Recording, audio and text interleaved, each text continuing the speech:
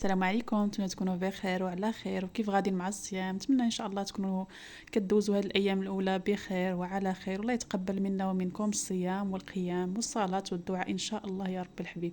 الوصفه اليوم غادي تكون ان شاء الله في الحلو، شهيه اللي سهله وسريعه وصحيه بعد الشيء يعني الى حد ما. تبع معي الوصفه ان شاء الله غادي تكون سهله باش تنوعوا بها في الطويله ديالكم. اول حاجه غادي نحضروا الكراميل، وان شاء الله غادي نقول لكم في نفس الوقت الا بغيتوا تحضروها صحيه 100%. الكراميل كنديرو في واحد الكاسرونه ولا في واحد المقله اللي تكون هكايا عريضه، وكنخليه حتى كيبدا يذوب، عاد كنبدا نحركو بواحد الملعقه خشبيه. كنحركو مزيان وتاكدوا انه داب كامل بحال هكا. يعني فاش نحصلوا على هذا اللون هذا وكيبان لنا راه ولا سائل، كنتاكدوا بانه راه داب مزيان. شوف معايا هنايا كيفاش كيولي سائل كامل، ونتاكد ان راه كلشي داب، ونحركوه غير بملعقه خشبيه. النار اللي تكون متوسطه ماشي ناقصه بزاف وما تكونش مجهده عاوتاني. من بعد كناخذ اللوز، قطعته انا تقريبا على 3. اللوز بلدي قطعته، المهم تقطعوا على 2 ولا على 3 ولا تقطعوه هكايا على شكل طولي، على حسب اللي بغيتو. تقدروا تخليوه كامل الا كانوا داك اللوز اللي كيكون صغيور، كيكون مكركب صغيور، تقدروا تخليوه كما هو يا كامل صاين. كنضيفوا في هذه المرحله هذه وكنبقى نخلطوا شي شويه، حيت اللوز انا هنا ما كانش عندي محمر. الا كان عندكم محمر ما تضيفوش دابا، حتى من بعد غنقول لكم وقتاش غادي تضيفوه. كنحمروا شي شويه في الكراميل، وعاد كنضيف واحد الملعقه كبيره ديال الزبده، كنديها ونجيبها حتى كذوب حتى هي في داك الخليط مزيان. اللوز هنا كتشوفوا معايا راه تحمر، خدا واحد اللون. عاد كنضيف هنا الزنجلان وزريعه الكتان. المهم هنا الزرارع، وسواء المكسرات ولا الزرارع اللي غادي تضيفوه غتبقى على حسب الاختيار، شنو اللي كيعجبكم واشنو اللي موجود عندكم في الدار.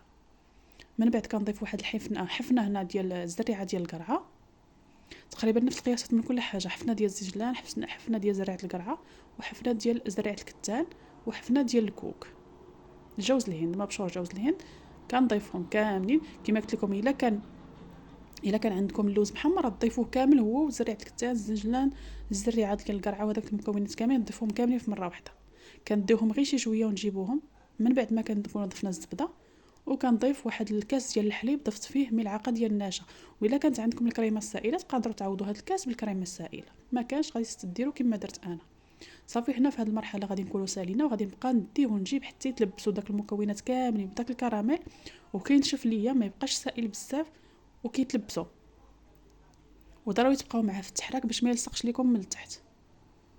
هكا هنا كطيب لنا غير النشا، وفي نفس الوقت هذوك المكونات كيتلبسوا. هنا تقدروا ديروا النار اللي تكون شويه فوق المتوسطه باش طيب لكم النشا وتجمع وما تبقاش هكايا سائله وثقيله. كنبقاو معاه هكا ونعطيوها الخطر ضروري. من بعد ما كتبان لنا راه تجمعات، شوفوا معايا من كتبدا دير دوك الفقاعات ديك، يعني المهم كتبقى تبقبق بحال هكا. كيكون تلبس كلشي بداك الكراميل اولا ديك الصلصه ديال الكراميل مع النشا مع الحليب. ضفت واحد الملعقه ديال الناباج، ملعقه ديال الناباج، وكنضيف هاد الناباج غادي تعطينا غير داك لابغيونس في هذيك الحشوه هذيك. فاش كنبغيو نعمروها كتجي زوينه بزاف. في اللون ديالها كيجي كيبري. تقدروا تستغنوا عليها الا ما بغيتوهاش عادي، تقدروا تستغنوا عليها اولا ما كانش عندكم. بالنسبه الى بغيتو تحضروا هذه الوصفه يعني بطريقه صحيه، في عوض هذا الشيء كامل غادي تاخذوا غير واحد الكميه ديال العسل اللي تكون قليله ما تكونش كثيره بزاف، وغادي تخلطوا بها هاد المكونات ديال الزرارع. من بعد ما تكونوا حمرتوهم غتضيفوا غير واحد المعلقه ديال ماشي معلقه، رشيشه ديال الملح على المكونات، وتخلطوهم بالعسل وتعمروا بهم هاد لي طاغطواليت بحال هكا. كيجيو زوينين ما شاء الله، واحد اللوين ما شاء الله، كيجيو عامرين مزيان. وحاولوا فاش تكونوا تعمروا فيهم نهزوا من كل مكون، كل مكون نهزوا منه شي شويه. وهكا الوصفه ديالنا كتكون موجوده. شوفوا ما شاء الله. كما قلت لكم ديروا الزنجلان، زريعه الكتان، زريعه ديال القرعه واللوز، يعني لا طاغط تكون فيها كل شيء، من كل مكون يكون فيها شي حاجه. اللوين كيجي ما شاء الله كيشهي. سهله في التحضير، سريعه وصحيه الا حضرتوها خصوصا بالعسل. بصحه والراحه، الى فيديو قادم ان شاء الله.